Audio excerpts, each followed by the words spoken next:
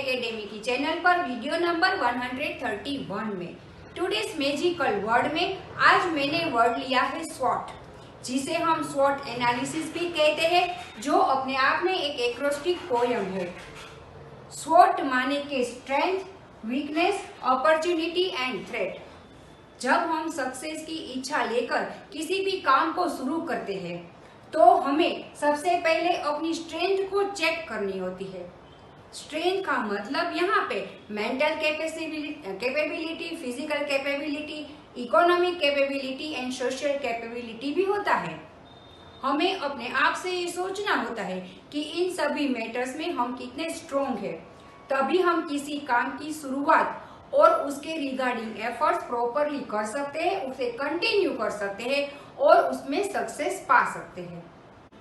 हमारे previous video number 130 में हमने इंटरस्टेट ट्रांजैक्शन के रिलेटेड सेल्स के ट्रांजैक्शन को डिस्कस किया।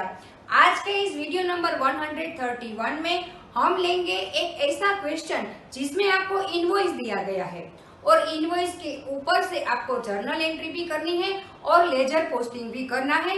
तो देखते हैं, कोई भी सेलर जब अपनी गुड्स बेचता है और उसकी अमाउंट जब बाकी होती है तो वो अपने परचेजर को एक इनवॉइस सेंड करता है। उसी इनवॉइस पर से परचेजर और सेलर दोनों अपनी बुक में जर्नल एंट्री भी करते हैं और लेजर पोस्टिंग भी करते हैं। तो आज हम इस पॉइंट को देखते हैं। यहाँ पे मैंने एक इनवॉइस लिया है जिसमें पर्टिकुलर्स दिया गया है और उसके रिगार्डिंग जर्नल एंट्री दोनों की बुक में बनाई है और कौन कौन से अकाउंट वो अपने लेजर में ओपन करेंगे, उसमें एंट्री करेंगे, वो भी यहाँ पे लिया गया है। समझते हैं इस सारे क्वेश्चन को।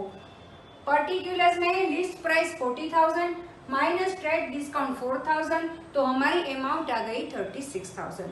अब यहाँ पे दिया गया है कैश डिस्काउंट 5% ऑफ 80,000, जिसे हम क्लियरली ये समझ जाते हैं कि 36,000 वाली जो अमाउंट थी उसमें से आधी अमाउंट का पेमेंट हो गया है और उस पर सेलर ने 5% कैश डिस्काउंट एलो किया है। तो 18,000 का 5% निकालते हैं तो 900 आता है, जिसको हम 36,000 में से माइनस करेंगे तो आ गया हमारा अमाउंट 35,100, जिसके ऊपर CGST SGST 6% लगाना है। तो इन दोनों को मिलाकर अब ये हमारी इनवॉइस प्राइस होती है 39,312। इसका मतलब सेलर ने अपने परचेजर को जो इनवॉइस भेजा है उसमें अमाउंट आती है 39,312। अब देखते हैं इसका कैलकुलेशन। अब ये इनवॉइस का डिटेल्स तो हमने समझ लिया, पर अब ये जो अपना सेलर है वो अपने परचेजर के अकाउंट में कितनी अमाउंट डेबिट करेगा, ये कैलकुलेशन भी हमें समझना होता है। तो पहले हम वो सीखते हैं, डेबिट टू परचेजर। अब जो अमाउंट परचेजर के अकाउंट में डेबिट होती है वही अमाउंट सेलर के अकाउंट में क्रेडिट होती है। तो यहाँ पे जो इनवॉइस प्राइस हमारी थी 39,312, उसमें से हमको कैश कितना मिला है वो हमें माइनस करना है। तो उसने हाफ पेमेंट किया, मतलब 18,000 का, पर उस पर हमने उसको 5% कैश डिस्काउंट दिया। इसका मतलब 900 माइनस हुआ, तो जो भी हमें कैश रिसीव हुई है वो हुई है 17,100।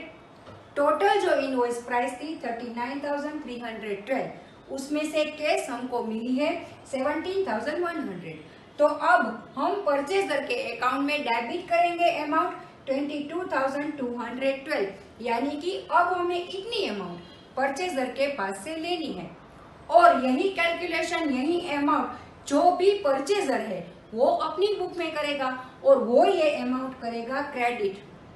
जिस सेलर के पास से उसने ये गुड्स ली है उसके अकाउंट में ये अमाउंट वो क्रेडिट करेगा।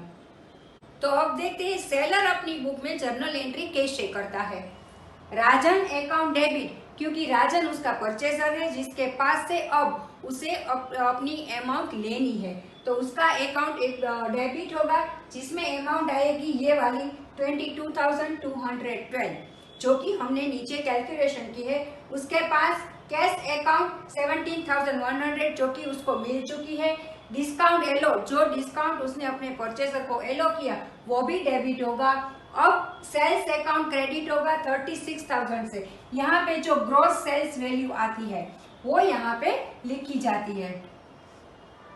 To output CGST account, to output SGST account 2106, ये जो अमाउंट यहाँ पे कैलकुलेट की गई है वो यहाँ पे आती है और इस तरह से उसका नरेशन लिखते हैं। अब परचेजर की जर्नल बुक में कैसे एंट्री करते हैं वो देखते हैं। परचेज अकाउंट 36,000, यहाँ पे जो सेल्स अकाउंट लिखा गया है और क्रेडिट किया गया है वो यहाँ पे परचेज अकाउंट लिखा जाएगा और उसको डेबिट किया जाएगा। उसके बाद input CGST and input SGST, यहाँ पे वो आउटपुट है, यहाँ पे ये इनपुट हो जाता है तो उसको भी डेबिट किया जाएगा। उसके बाद कैश यहाँ पे पेमेंट किया गया है तो अब कैश अकाउंट यहाँ पे होगा क्रेडिट। डिस्काउंट रिसीव्ड जो कि हमारा गेन है इसीलिए वो भी होगा क्रेडिट। और टू हरमन्स अकाउंट मतलब अब उससे हमें पेमेंट देना अभी बाकी है तो उसका अकाउंट भी यहाँ पे 22,212 की अमाउंट से क्रेडिट होगा जो यहाँ पे राजन का अकाउंट डेबिट हुआ था। तो इस तरह से इस इनवॉइस पर से हम सेलर की बुक में जर्नल एंट्री और परचेजर के बुक में जर्नल एंट्री करते हैं। जर्नल एंट्री वाला हमारा जो भी एक प्ले लिस्ट है वो आप यहाँ से देख सकते हैं, उसे रिवाइज कर सकते हैं। उसे रिवाइज जरूर कर लेना क्योंकि जर्नल एंट्री का जो चैप्टर है वो बहुत ही अकाउंट का बेसिक और इम्पोर्टेंट चैप्टर है। उसी के ऊपर से सारे अकाउंट की कैलकुलेशन, सारे अकाउंट की प्रोसीजर शुरू होती है। अब लेजर पोस्टिंग, लेजर पोस्टिंग वाला प्लेलिस्ट हमारा आप यहाँ से रिवाइज कर सकते हैं। उसको रिवाइज करने के बाद इन सभी एंट्रीज को कैसे लेजर में पोस्ट करते हैं ये आपको अच्छी तरह से समझ में आ जाएगा।